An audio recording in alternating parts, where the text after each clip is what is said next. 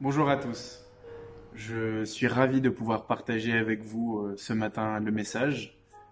Ceux qui ne me connaissent peut-être pas encore, je m'appelle Mam, je suis stagiaire au sein de l'église de Villers.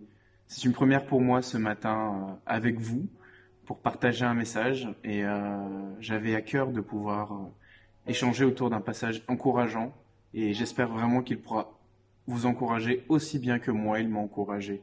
Je vous invite à lire ce texte très connu, ce récit très connu de Pierre qui marche sur les eaux en Matthieu 14, versets 22 à 33. Aussitôt après, Jésus pressa ses disciples de remonter dans le bateau pour qu'ils le précèdent de l'autre côté du lac, pendant qu'il renverrait la foule. Quand tout le monde se fut dispersé, il gravit une colline pour prier à l'écart. À la tombée de la nuit, il était là, tout seul. Pendant ce temps, à plusieurs centaines de mètres au large, le bateau luttait contre les vagues car le vent était contraire.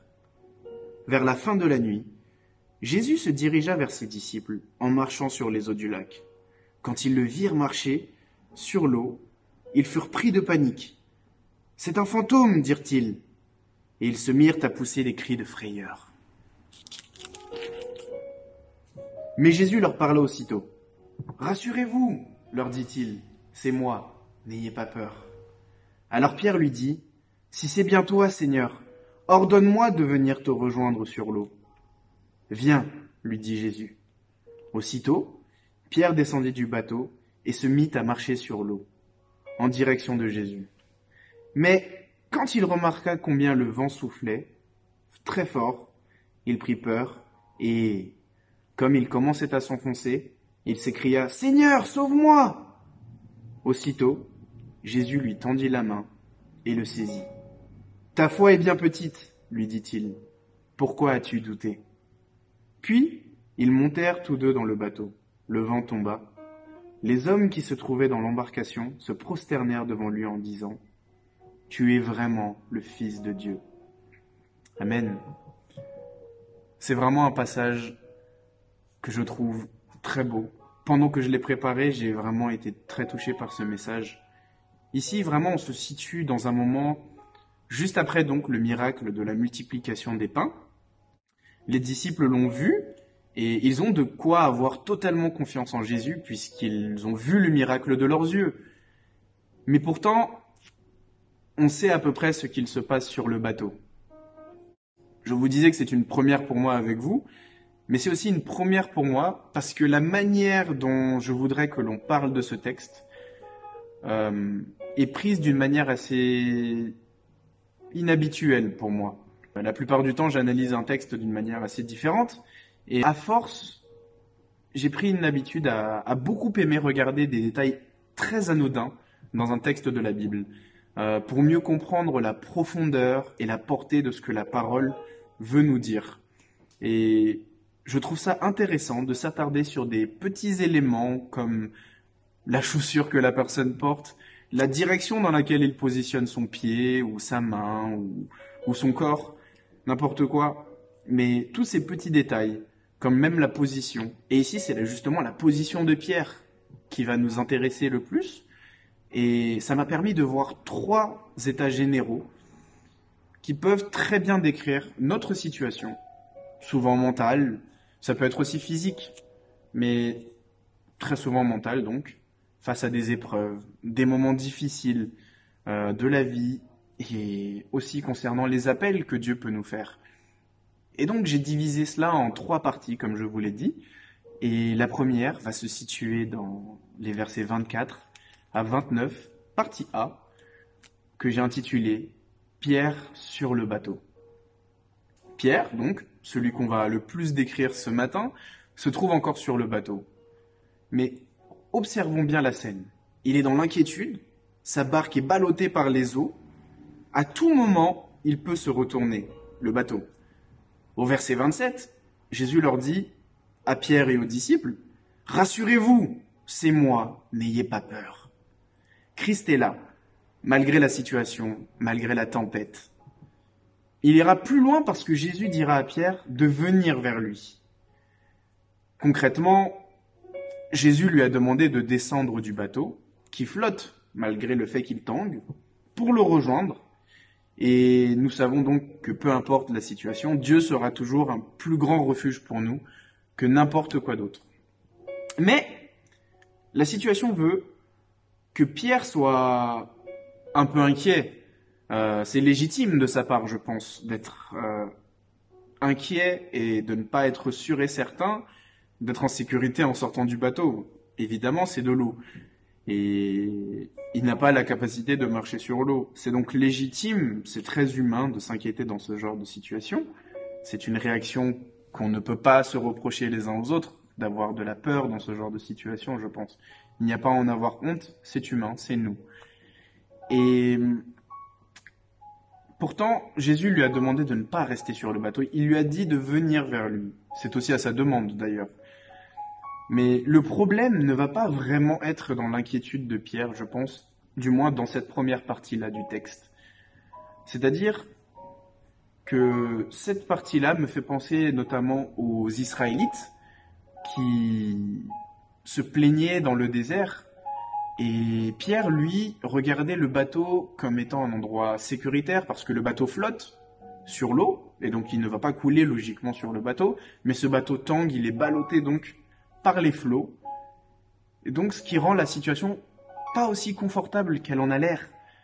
Et c'est là le cœur de ce passage, je pense, parce que ça nous donne une image de certaines situations dans lesquelles nous sommes, des situations que nous avons vécues, qui appartiennent à notre passé, qu'on va pouvoir idéaliser éventuellement en fonction de la situation qu'on traverse actuellement.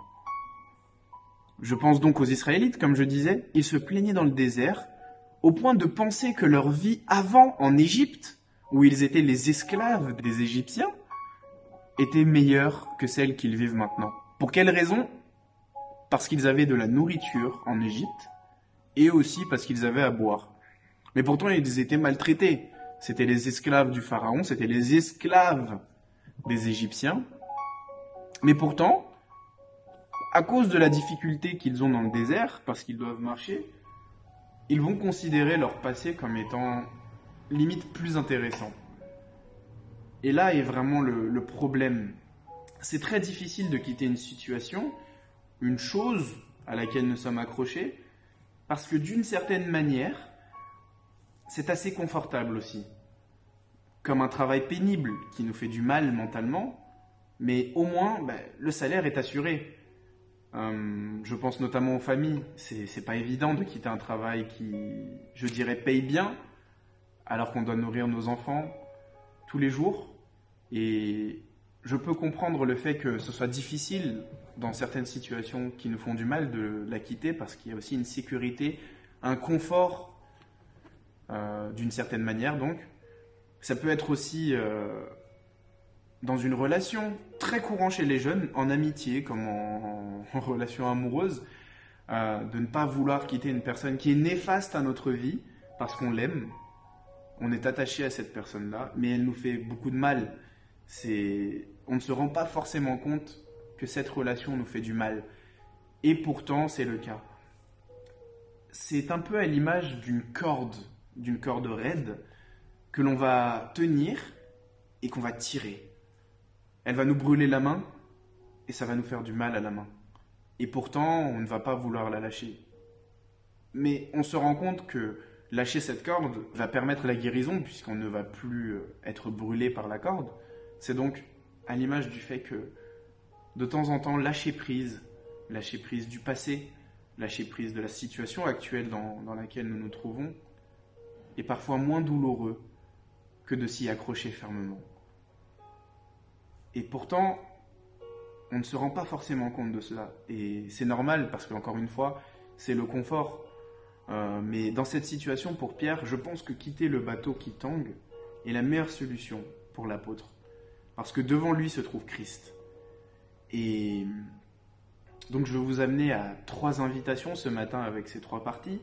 Et la première sera que j'aimerais que nous ne fassions pas de notre situation actuelle une raison de se raccrocher à des situations passées, à des situations difficiles ou des zones dans lesquelles nous nous trouvons et desquelles nous ne voulons pas nous détacher parce que c'est confortable ou parce que nous sommes dans une situation compliquée.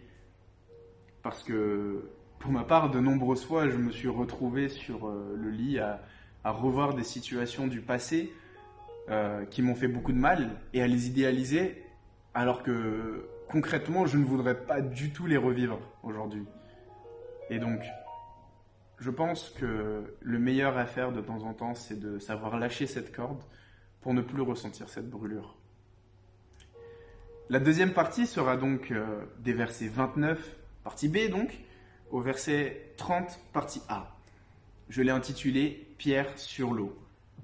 Ici, Pierre a décidé donc de quitter le bateau suite à l'appel de Jésus, suite à l'appel qu'il lui a demandé, et Jésus lui a donc dit de quitter ce bateau. Pierre a fait ce pas, il a quitté ce bateau, il a mis le pied sur l'eau. Et c'est ici, je pense, le plus difficile. C'est ici que ce qu'il y a de plus dur qui commence. Désormais, on est vraiment en plein cœur du cyclone. Je pense que Pierre peut en attester. Là, nous nous trouvons à un moment crucial d'une épreuve de la vie, celle où on a fait le pas. Lorsque nous traversons les eaux, la question à se poser est « Où se trouve notre regard ?»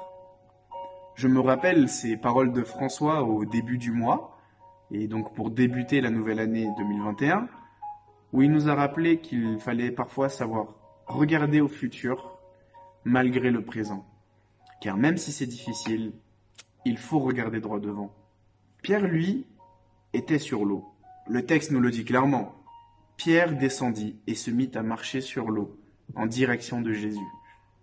Mais le verset suivant nous montre qu'il a tellement eu le regard pris par les eaux qui l'entouraient, qu'il en a oublié principalement Jésus en face de lui.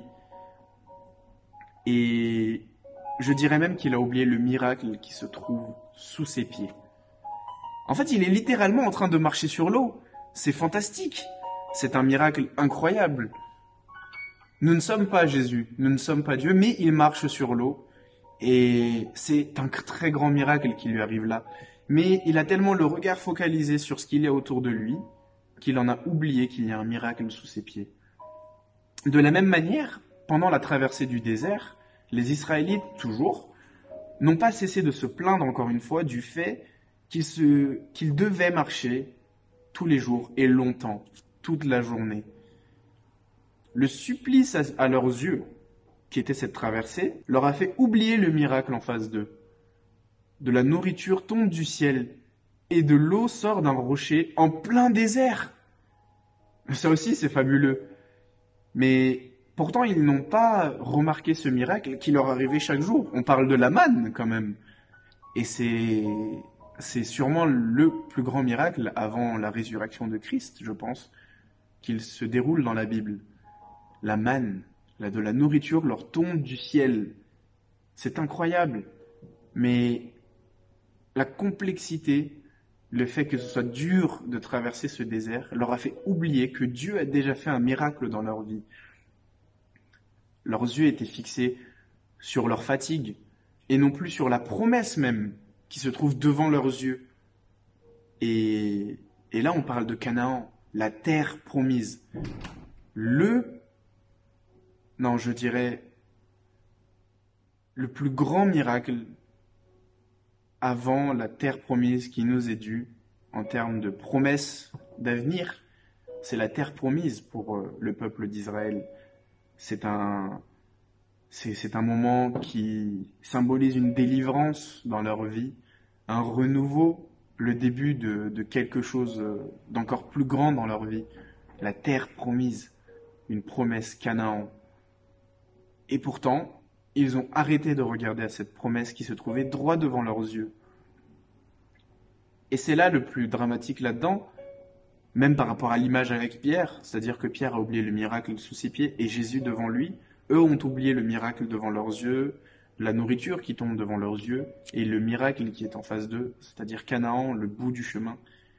Et humainement, encore une fois, c'est très difficile de ne pas regarder au miracle qui se trouve déjà devant nos yeux. Pour ma part, j'ai expérimenté ça il y a de cela 2 semaines, jour pour jour, le 17, c'était mon anniversaire. Et comme chaque année, quelques jours avant, j'ai eu un petit pincement au cœur parce que je n'ai pas vraiment une famille très unie. Depuis très longtemps maintenant, je rêve du jour où je pourrais fêter ce moment avec eux tous dans une véritable atmosphère d'amour. Et cela n'est pas arrivé depuis un très très bon moment maintenant. Et particulièrement depuis que j'ai accepté Jésus dans ma vie, le lien est encore plus mauvais avec quelques-unes de mes grandes sœurs. Et c'est la raison pour laquelle je suis très attaché à l'appellation famille en Christ. Mais comme chaque année, j'étais focalisé sur ma tristesse de ne pas avoir cette famille unie que je voudrais avoir. Et ça a rendu ce moment assez pénible, cette période assez pénible, au point où j'en ai oublié les merveilleux frères et sœurs que Christ m'a donnés, que Dieu m'a donnés dans ma vie. J'ai rencontré des très belles personnes qui me soutiennent et qui m'aident, qui aujourd'hui j'appelle donc frères et sœurs. Et le jour de mon anniversaire, ils m'ont préparé une très très belle surprise. On a très bien mangé, on a passé un très bon moment, très simple, mais j'ai retrouvé cette atmosphère d'amour, de fraternité, et c'était tout ce que je recherchais. Et vraiment, je pense que c'est un miracle pour moi d'avoir eu ces personnes-là dans ma vie. Mais vraiment, cette situation m'a fait oublier le fait que ces personnes-là sont autour de moi. Certes, je ne suis pas très proche de mes sœurs, mais au moins j'ai d'autres frères et sœurs que j'ai gagnés, en grand nombre d'ailleurs.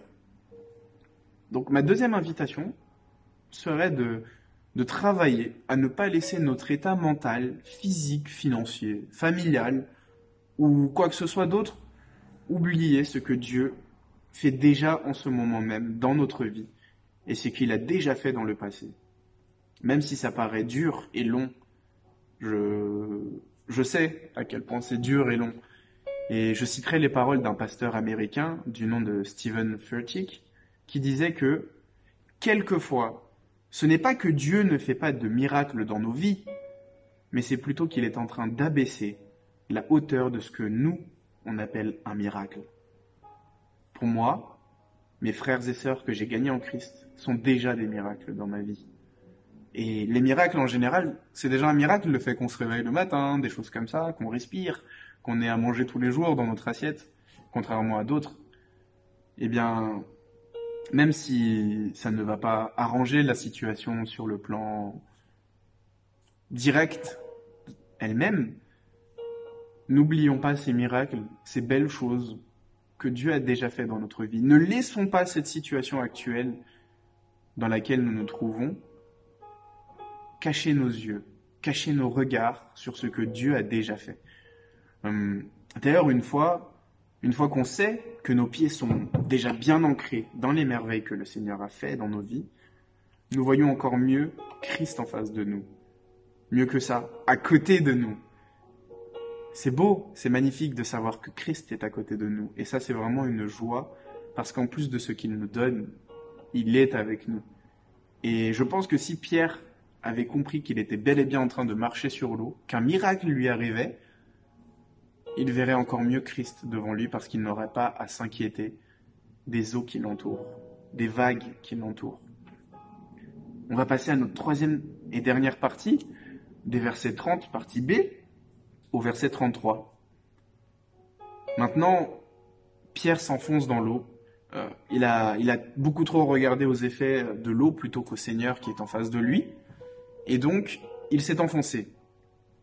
Jésus soulignera même qu'il a manqué de foi, et on dirait aujourd'hui de lui qu'il a failli dans sa confiance envers le Seigneur. De la même manière, les Israélites, une fois à Canaan, et on le voit dans l'histoire du peuple, à travers des tas de personnages, et des tas, combien ils ont failli de nombreuses fois dans cette confiance. Et en plus, ils ont même eu une attitude infidèle envers Dieu. Jérémie, au chapitre 31, nous dira qu'ils ont brisé cette alliance qu'ils ont eue avec le Seigneur. Et donc, comment Dieu a réagi envers le peuple israélite dans l'Ancien Testament et comment Jésus, Dieu toujours, a réagi envers Pierre qui a failli dans sa confiance.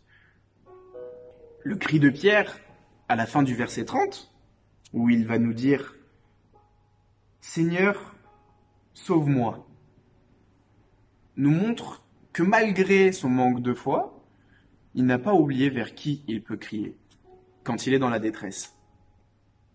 Ici, l'importance des positions dont je vous parlais au début est remarquable.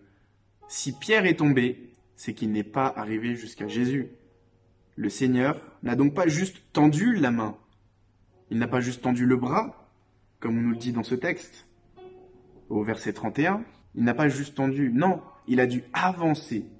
Il a avancé jusqu'à son disciple avant de lui tendre le bras. Ça me fait penser à l'histoire du fils prodigue, où le fils s'est approché, il a fait un pas vers son père, et le père a couru vers son fils.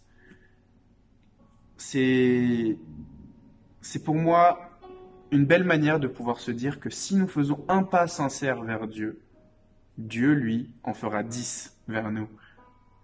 Et je voudrais qu'on puisse avoir ce même pas, parce que si un seul suffit pour que lui en fasse autant vers nous, pourquoi ne pas le faire? Regardez encore aux Israélites, toujours dans l'Ancien Testament, qui ont, encore une fois, tant manqué de foi, mais très souvent, le cri d'un seul juste a permis de ramener la rédemption pour beaucoup dans le peuple. Le cri de David a permis de rétablir le mal qui arrivait, le malheur qui arrivait sur le peuple. La supplication de Moïse sur la montagne a permis que Dieu a pardonné et a été favorable pour le peuple israélite dans le désert. Et donc, un seul pas, un seul élément sincère peut permettre au Seigneur de faire beaucoup plus qu'il n'en faut, beaucoup plus que ce que nous pouvons attendre de lui. D'ailleurs, le cri d'un seul juste a amené à la promesse du Messie, a ramené à la promesse de Jésus. Malgré leurs fautes, malgré les fautes des Israélites envers Dieu, c'est Dieu lui-même qui a fait le plus grand des pas vers eux, en venant à nous par la personne de Christ. Et il a donc envoyé son Fils unique. Mais pourquoi Dieu fait toujours un tel pas vers nous? Dans ce récit de Matthieu 14, il y a deux formules vraiment qui m'interpellent particulièrement. Le verset 27, donc, où Jésus dit « Rassurez-vous, c'est moi !» Et le verset 33, les hommes dans l'embarcation qui se prosternent et qui vont dire « Tu es vraiment le Fils de Dieu ». Ils ont reconnu qui il était. Et Jésus a souligné que c'est lui. Ce n'est personne d'autre, c'est lui. Peu importe l'attitude ou l'état de Pierre, Dieu est resté le même. Jésus est resté le même. Il n'a pas changé. De même, il ne changera pas malgré notre situation et il ne changera pas malgré notre attitude. Dieu reste le même et il continuera de nous aimer. Romains 8 nous dira même car rien ne nous séparera de l'amour de Dieu. Et donc, en effet, même pour les Israélites, dans le désert, il est resté fidèle à chaque instant. C'est pour ça qu'il y a eu la manne. C'est pour ça qu'il y a eu Canaan. C'est pour ça qu'il y a eu de l'eau. C'est pour ça que toutes ces promesses sont arrivées. Et c'est pour ça que le Messie est arrivé. Parce que Dieu est resté fidèle. Parce que Dieu n'a pas changé pour eux. Et c'est là toute la merveille de ce qui est Dieu. Parce que je pense à un chant que j'aime énormément du nom de « Tu es ma source » par Dan Luyten, où il va dire cette phrase qui m'interpelle toujours. « Tu es mon Père, tu restes Dieu dans mon désert ». Dieu reste et restera toujours le même à travers le temps. C'est pourquoi Jésus n'a pas laissé Pierre couler. Au contraire, il l'a sorti de l'eau en se dirigeant vers lui. D'ailleurs, je précise que il lui a pas dit « maintenant nage, viens vers moi en nageant, tiens ». Mais il aurait pu, concrètement. Mais il ne l'a pas fait. Pourquoi? Parce que quand nous tombons, Dieu n'a pas besoin de nous malmener. Une personne que j'admire énormément disait un jour, en parlant de Jésus, quand il a été renié 3 fois par Pierre à la croix, quand Jésus est revenu après sa résurrection, il a juste demandé à Pierre, Pierre, m'aimes-tu? Ça, il l'a demandé 3 fois. Au lieu de l'accabler en lui disant, tu vois, tu m'as trahi, tu ne m'as pas respecté, tu ne m'as pas fait ci et ça. Non, il lui a juste dit, Pierre, m'aimes-tu? Et cette personne, donc, que j'admire beaucoup, a ajouté, vous voyez la douceur du Sauveur? Il ne sort pas l'artillerie lourde. C'est incroyable. Si nous fautons face à Dieu, il n'a pas besoin de nous réprimander, de nous accabler de nos fautes. Il ne va pas faire poser un joug trop lourd sur notre dos, sur nos épaules. Non, parce que son joug à lui est léger. Et donc il ne sort pas cette artillerie lourde. Ici, plutôt que de laisser Pierre dans sa galère, Jésus a mis Pierre dans le bateau, il l'a remis en lieu sûr et il a calmé les eaux. Mais pourtant, il y a une chose encore une fois qui m'interpelle. Jusque-là, le bateau, comme on l'a dit jusqu'ici, n'était pas un lieu sûr. Ce bateau n'était pas un lieu sûr. Parce qu'il tanguait, il était ballotté par les flots. Mais pourtant, quand Jésus est venu sur le bateau, il a calmé les eaux. Ce qui rend notre situation plus calme, entre guillemets. Je précise que l'eau n'a pas disparu, hein, l'eau était toujours là, c'est juste qu'elle s'est calmée. Mais ce qui rend plus calme, donc plus vivable notre situation, c'est la présence de Dieu. La présence de Jésus, c'est la présence de Jésus dans le bateau qui a permis donc que les eaux se calment. Ce qui a rendu le bateau sûr, ce qui a fait du bateau un lieu sûr, c'est la présence de Jésus. Et ça, c'est ma troisième invitation, de faire de Jésus la raison du calme et de ne pas douter du fait que lui fera les pas vers nous.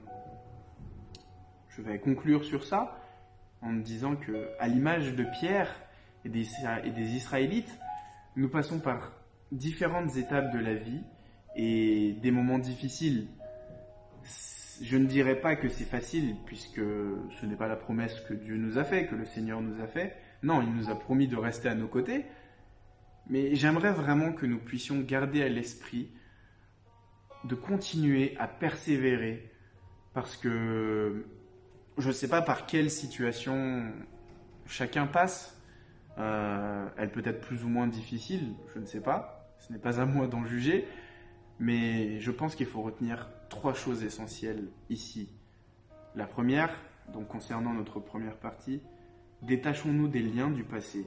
Parce que si Dieu nous extirpe de là ou nous appelle à sortir d'ici, ce n'est que par bienveillance de sa part. Vraiment, ayons confiance, n'idéalisons pas notre situation ou notre situation passée, parce que nous vivons un moment difficile. C'est vraiment le regard que je voudrais que nous ayons là-dessus. Et aussi, notre situation ne doit pas nous faire perdre de vue les miracles déjà accomplis par Dieu dans notre vie, et vraiment de ne pas idéaliser encore une fois le passé. Si nous en sommes ici, c'est parce qu'il y a de l'espérance. Il y a Canaan devant nous. Dieu a promis qu'il traverserait ces eaux avec nous, donc c'est qu'il va nous permettre de sortir à un moment ou à un autre. Et donc, vraiment, je veux nous inviter à ne pas perdre de vue Canaan, de ne pas perdre de vue le miracle qu'il y a déjà devant nous. Et pour finir, peu importe notre réaction et notre état, Dieu, lui, ne va pas changer. Il continuera de nous aimer et de nous aider. Donc, n'oublions pas cela. Gardons à l'esprit que Dieu, lui, ne change pas. Parce qu'il est fidèle. C'est sa fidélité qui fait dépendre ses actions et non pas les nôtres. Donc, traversons les épreuves avec lui. Soyez bénis, passez une très bonne semaine et à très bientôt.